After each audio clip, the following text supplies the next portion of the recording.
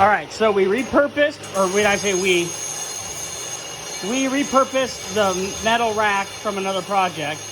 I helped Joel build the tabletop. Joel 3D printed every one of these black brackets. And he's done all the research on this project. I have done nothing but help him with the table. Joel has been 100% on this. The only thing I did is I helped him build a little jig for the disc sander to get his conduit pipes nice and square. And I just provided the tools for him. So this is pretty cool.